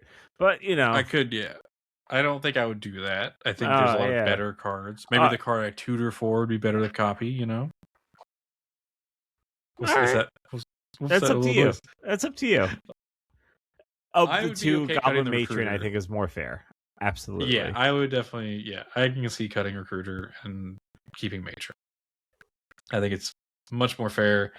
I will say a notable thing I did not put in this deck because I thought it was fucking lame was the Snoop card, the Conspicuous Snoop. Conspicuous Snoop. I like Conspicuous Snoop though because it's I don't no, like you it. don't tutor though. That's just you play the top card revealed and you get the activated abilities of whatever is revealed. Yeah, but okay. So I guess the combo would be with Goblin Recruiter because then you could order the deck how you want, and so Conspicuous Snoop is like a combo piece like that, and that's what kind of like makes me go, you know. But I guess like without that Goblin Recruiter, you could put Snoop in here, and it'd be How okay, often do I 'cause it'd know just be- cards just by name? See, I told you I know goblins. That's fair. That's fair. That's fair. You got me. So all right. Next, Patron stays. okay. Recruiter gone. If your conscience allows it. Next card, Goblin Ringleader. 3 generic and a red. It has haste for a 2/2. When Goblin Ringleader enters the battlefield, reveal the top 4 cards of your library. Put all Goblin cards revealed this way into your hand. The rest at the bottom of your library in any order. It's good. It's 4 mana. I don't know. I just feel like there's better cards out there. I feel like that Eclipse Bogart just does this better now. Yes. Because it also lets you grab lands. So yeah, this could definitely be. That's a fair one. It's kind of expensive. It's 4 mana. You know, like a lot of these goblins are fast and cheap. You know. Yeah, that's fair. Next card, I cut one of the Krankos. So I cut Kranko Baron of Tin Street. This is the newest one, which I don't think is as good. 2 generic and a red, haste 3/3. You can tap, sack an artifact, put a 1/1 counter on each goblin you control, which I don't really know how many artifacts you're running in this deck that you can sacrifice. I know you had a card that made treasure tokens, but besides that, there's not really much. I think this is like a holdover from I had made a mono red Kranko Baron of 10th Street to like 1v1 with Madeline, and it just kind of survived. And that deck was focused on sacrificing artifacts, whereas this doesn't have that kind of luxury at times. It does not, and you have 5 artifacts in your deck, so unless you're instantly making tons of treasures, otherwise I don't see this really being useful in the deck. Yeah, and the second effect is like also kind of hit or miss. Yeah, whenever an artifact is put into a graveyard from the battlefield, you may pay a red. If you do, create a goblin creature token with haste. Yeah. Sometimes treasures are big in our meta, sometimes they're not. Not often. No one likes clues or food in our meta, which I disagree with. I legit pulled a clue card the other day, and I was like, I gotta cut this. What deck was I playing? I was playing the Hearthhole and Tireless Provisioner. Whenever your land enters, you create a clue, and I drew the card. I was like, I'm cutting this card.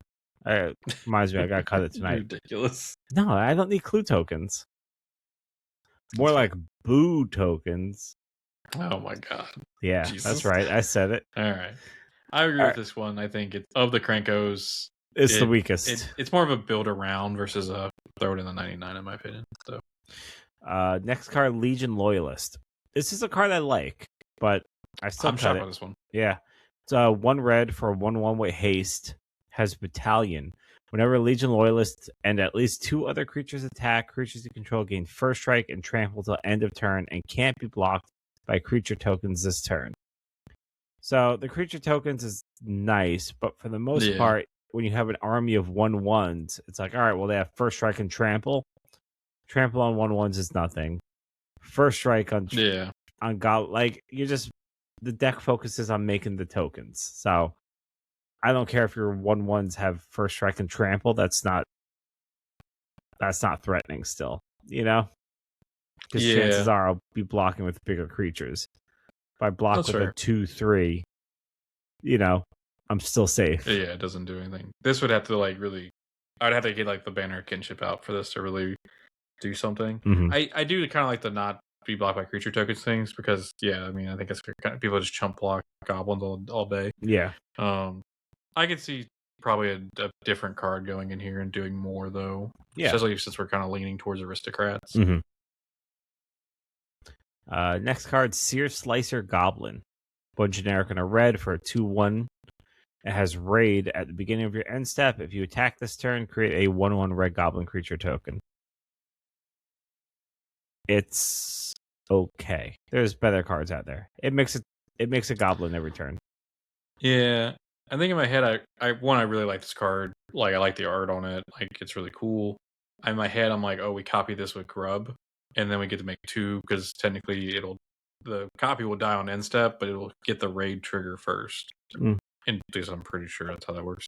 So I'm like, oh, cool, nice way to make multiple goblins. But I can get it. I don't think. Yeah, I think there's. I think just we were better more cards. combat focused. Yeah, but there might be turns I don't even attack. You know, so yeah, I get it. All right. And the last creature, I did cut Taster of Wares. Because you don't like the theft. I don't like the theft, man. I think it's cool. When this creature enters, target opponent reveals X cards or X number of goblins you control. You choose one of those cards. That player exiles it. It's an instant or sorcery. You may cast it as long as you control this creature. Any mana spent to cast it. Hey, that's fine. Hey, man, if you want me stealing cards, I think it's interesting. It is interesting. It is a very interesting card. Imagine you only got 3 goblins out, but someone's got a full grip. You never have 3 goblins. You're going to have 15 goblins. I know. So you're going to say, show me your hand, exile that. Every time. Hey, you know what this card is preventing? Teferi's protection. But Chrome was will. It's only during I'm entering. taking your shit. That's the thing. It's only but entering. I can copy it. But you can copy it. You can bring it back. Like, yeah, exactly. Hey, I'll put this with the Goblin Matron. If your conscience allows it, then play it. I think of the creatures you cut, I'm keeping Goblin Matron and Taster of Wares. Okay. I think those stay. I'll give you the other 5. All right. Hey, I'll take it. 5 out of 7 ain't bad. Meatloaf himself said it. All right. Next up, Instance. I did cut Umberry. What about this one? Don't you like? Return target creature from your graveyard to your hand. Your commander does that already. Actually, doesn't your commander return to the battlefield? No, or to your hand. It's a hand. Okay, so your commander already does this. And let's see, return 2 target creatures that share creature type from your graveyard to your hand. Your commander does this, so it's doing something your commander already does. Yeah. I think I wanted a little bit more recursion, but I think I could probably just do another like you have recursion built in. I know on the commander. I really want to keep the red side most of the time. You know, like I do think the black side is like beneficial at times. Yeah, but, like, I do absolutely. think the red side's like the primary thing. But you know, I guess you get a point. Maybe. But the thing is, just a different thing. You can change it at the beginning of your first main phase. So like, untap, upkeep, draw, change it, go to attacks, do your blight thing, and then your next turn untap, upkeep, draw, swap it, get your recursion. Yeah, so just swap it. Like, I see what you're saying. Like you have recursion on a stick. Yeah, and I also have the enchantment. You have those the monarch thing, and you have the sorceries that return all goblins from your graveyard to your, the battlefield or to your hand. Like, and the sorceries there. So, all right, I'll allow it. You'll allow it. Enchantments. I only cut 2. Proud of you. Bogart Shenanigans. I did cut. When a goblin you control is put into the graveyard from play, you have it deal 1 damage to target player. Simply just because it's target player. There's other options out there that are all opponents. This is very pointed. I'll be honest. Yeah, I missed the target part of this. I thought it was each. So, but it's an old school card, so I should have realized it was target. Yeah. I think this is a fine one to cut. It's a cool card. I love calling goblins bogarts because like they seem grimy and stuff, and so like I like that. But no, this is a fair one to cut. I think it, and the newer one, the Bogart Mischief, the black version of this is like way better. So because it makes you goblins and does the pinging. Yeah. For the same mana. So this next one's tough though. Quest for the Goblin Lord. Like, cool, man. All right, say you get the quest counter. You have 5 goblins out there when you play this, which is possible. Yeah. Your goblins get +2/+0. You're playing an aristocrats deck, so like I know. So +2/+0 is all right. It makes your tokens stronger, but I don't know. It's cool. It's It's a tough cool. one. I just think it's like a I guess just a I don't know. I like the quest idea of it. You know, it's like not a there's some quest. fucking. It's gonna come out with 5 counters on it. Like it's I gonna know, but unless like, you play this turn 1. If you play this turn 1, I guess it's cool. But like any other time in the game you play this, it's going to enter. You know, or when let's see, whenever Goblin enters. So all right, so you still have to play the goblins, but then you only get 2-0. Like if it was 2-0 and Menace or 2-0 and Trample, then like we could yeah. talk. It's just 2-0, and like all All these right. tokens that you're trying to kill being 3-1s, like Could be beneficial. it could be, but I think you'd rather sack them and deal the damage to each Yeah. opponent. Yeah, that's fair. All right, you won me over. Those are my Sadly. cuts. It's not that harsh. Not that harsh. So that was 10 cuts. Yep. I have 11 ads. Okay. One of them, Not though. the usual number. No, one of them is it's a talking piece. One of them Okay. is a card I came across and like, shit, that's a fun ass card. And you Okay. should put that in. All right. It's another old card. And let's see. I like my old cards. I know it's from Ice Age. Ooh. It's called Glacial Crevasses. It's an Okay. enchantment. It's 2 generic and a red. You pay 0, sacrifice a snow-covered mountain. No creatures deal damage in combat this turn. Is a red fog for 0 mana. You just have to sacrifice a snow-covered mountain. You're playing mostly mountains anyway. Just make them all snow-covered mountains. And if you get this out there, you have access to a red fog. No one's going to see the red fog coming. No one's. Yeah, I mean that's a fair point. I do have. How many mountains do I have in the deck that I can make? I can make 12 mountains and snow mountains. It's a talking piece. That is pretty funny. It's a card that came across. Funny. I'm like, man, that's just like. It's funny because why like, not do it? You've gotten fogged literally like almost every game. You got fogged endlessly for a while there. It literally was like back to back games you lost because you got fogged. So much so that I think you've been texting me privately during games going, if no fuckery happens, I have the win. I did say that the other night. That's also why I didn't tell people I was going to win on my upkeep. Yes, you did with the fuckery. There was fuckery. I kind of like this just for the dumb, like, kind of like, it could work sometimes play. Well, it's especially going to be funny the first couple of times you play because people are going to be like, why are you playing snow-covered mountains? Like, don't worry about it. Mind your business. You'll figure it out. Yeah, don't worry about it. Oh, what's this? I think it honestly gets a spot, yeah.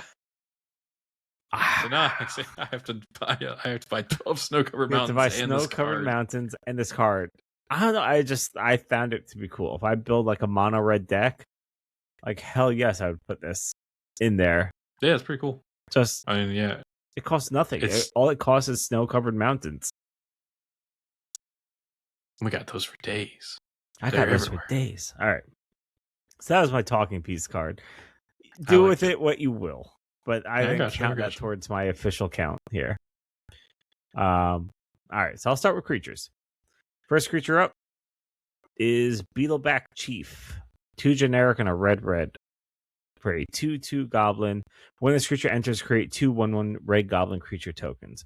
I'm trying to focus more on the ETB effects because you're able to copy these goblins coming in. So I really tried to focus on ETB effects for your goblins because I figure you're going to blight 1, copy.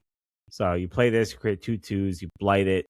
It's a 2/1. You make another 2 1/1 red goblin creatures. That's 4 tokens you made plus the creature for 4 mana. It's like it seemed very cost effective to try to go with good ETB effects with these goblins. Try to pump the field out, as quick as possible because you need to kind of hit hard and fast with goblin decks. Yeah, and it's not the sexiest card to start with. I'm not gonna lie. No, yeah, I mean, I'm going alphabetically. It's very much like the. It's a very like goblin. Like it's not the sexiest card I'm adding here. It's just alphabetically, it's the first one. But like I figure you're focusing more on the red side, on the blight and copy. So this is a perfect one to blight and copy. Yeah, I think it makes sense. I think definitely we need to take advantage of the fact that like our commander can blight this like twice and make 4 more goblins out of it. So like it's worth it. So I like that a lot. I think it's definitely worth it. Okay. All right. Let's hope the next one's a little sexier. Shit, this one's not sexy either. No. Next one is Goblin Chain Whirler, which is probably in that stack of cigarette goblin cards you got. Definitely is. 3 red for a 3/3 goblin with first strike. When it enters the battlefield, it deals 1 damage to each opponent and each creature and planeswalker they control. I figured this would be a fun one to like kind of play, blight, play another, deal another damage. Yeah, 1/1 tokens. Yeah, this will kind of take care of when it enters. But say people have a bunch of 2/2s or whatever the case, you play this, blight it, it enters, it deals another 1 damage. It's not a board wipe, but it is a good way to kind of take care of some creatures. 1/1s for the most part are usually tokens and stuff they don't care about losing. I don't know about you. In my decks, I do have a lot of 2/2s or 3/2s that I care about keeping. And if you play this, then blight it and copy it, and it deals 2 damage on entering, that could be devastating. It really can. Yeah. Yeah, I think this is a good one to add. I like your kind of approach here with the ETB stuff because like that is kind of an underrated version of like of what Grub can do. Mm-hmm. So yeah, I like that. I definitely think this one can go in for sure. Okay. All right. Next up, Goblin King. 1 generic red for a 2/2 goblin. Other goblins get +1/+1. So something you lose with your quest for the Goblin Lord there. But they also have Mountain Walk. That's just useful. Very useful. That's just a very useful card. It's a very standard goblin card. You might have it in your collection there, but I don't know. I like that card. I gotta find the post, but somebody did like they turned old school Magic cards into like tattoos, like traditional tattoos, and the like old version of Goblin King. He turned into a tattoo, and I gotta send it to you because it looks sick. Yeah, I think the price on this one is why I kind of didn't have it originally. It's $8. $5 for the secret layer. $8 is a lot sometimes. $5, yeah. $4 for the mystery booster version. $3 for a 9th Maybe I'll edition. pick up that one. Yeah, it's cheap. $3. All right. $2.96. See if they're cheaper than $2.96. Yeah, it's up to you. But I don't know. I just Mountain Walk I think can be huge. Like I know they're only 1/1s. Well, I guess it'd be 2/2s. So I have a whole bunch of 2/2s, and someone just happens to be playing, Jeskai or Jund or something. It's like, you're fucked. I'm swinging in. Bound to have got my mountain in there somewhere. Yep. Yeah, that's fair. Yeah, I like it. All right. Next creature is Mad Auntie. It's a 2 generic and a black for a 2/2 Goblin Shaman. Other goblin creatures you control get +1/+1, and then you can tap it to regenerate another target goblin. I like the regeneration. The free regeneration just for tapping it, I think is very useful. Even if you copy this, you can kind of regenerate something that you lose, because while there are a lot of these like kind of chump, goblins in the deck, like the Chain Whirler or the Beetleback Chief, there's other goblins that are kind of linchpins to the deck, and the ability to regenerate for free is huge, I think.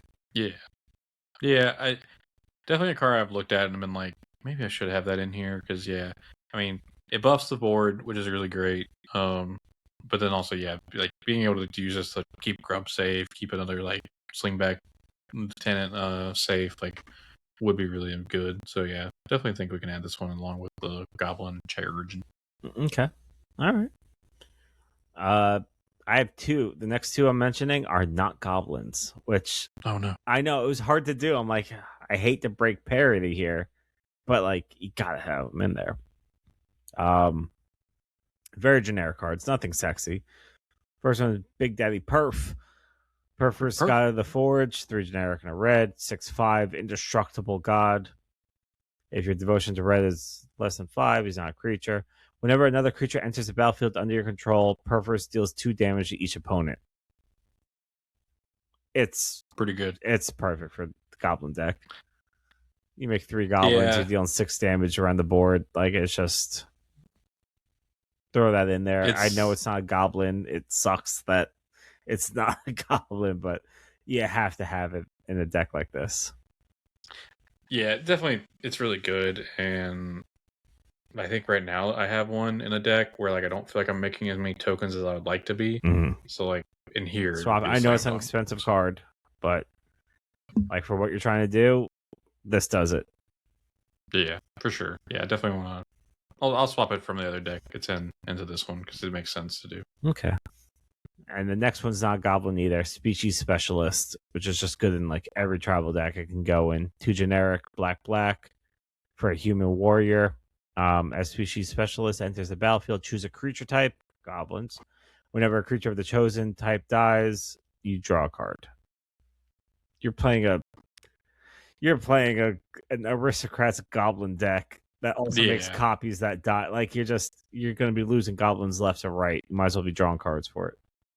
Yeah, it definitely makes sense. I can't believe I didn't have this in the deck because it's not a goblin. I have this card somewhere. It's just not a goblin. It's not a goblin. That's the problem. Yeah. All right, and the last creature is Warren Soul Trader. 2 generic and a black for a zombie goblin wizard. It's 3/3. You can pay 1 life, sack another creature, create a treasure token. For the most part, it's a free sack outlet, and it gives you mana. Yeah, this is a really strong card, and like, it's weird that I was like, I'm fine with Krenko Mob Boss and the Goblin Matron in this deck, but I didn't want to put this really strong card in there. No, it makes sense to put this in because it is a sack outlet, and we could always use more of those. Yeah, I like them. All right, let's see. Sorceries or instants. I don't think I added any. You have 1 instant. Looks like I do have an instant, kind of. Wait, hold on. No, that's not an instant. Okay. There we go. 1 instant. Massive Raid. 1 generic red and red. Massive Raid deals damage to target creature or player equal to the number of creatures you control. I liked your other instant so much. Your the Goblin War Strike or whatever. Yeah, what was it called? Actually, it's not an instant. Is that a sorcery? It's a sorcery. Yeah, Goblin War Strike. I liked the Goblin War Strike so much. I'm like, you need more effects like this. And Massive Raid popped up. 1 generic red and red. Massive Raid deals damage to target creature or player equal to the number of creatures you control. What a great way of just like, I'm swinging a ton of shit at you. Oh, you're going to block and I lose all my stuff, or you're about to board wipe and I lose all. Doesn't matter. 3 mana, boom. You're taking 40 damage. With the combat trick. God damn it. Nope. Yep. It's got to go in. It's so good. It's just like, it's you and 2 people left. Like, I'm going to swing all out and kill the 1 player. And then the 3rd player is like, oh, I'm safe. Nope. Instant after combat. You take 20 damage. Like, it's just such a good card for it. It's perfect for goblins. There's very few tribes that I would say like a card like this will really work. Goblins is one of them. Goblins would be the one. Yeah. This is a perfect goblin goblin card. Yeah. I think I had looked at this one and was just like, I'm not really trying to do too much of that, but it does make sense. Also, just being having an instant speed, like, haha, gotcha. Yeah, would be really nice. It's absolutely board wipe.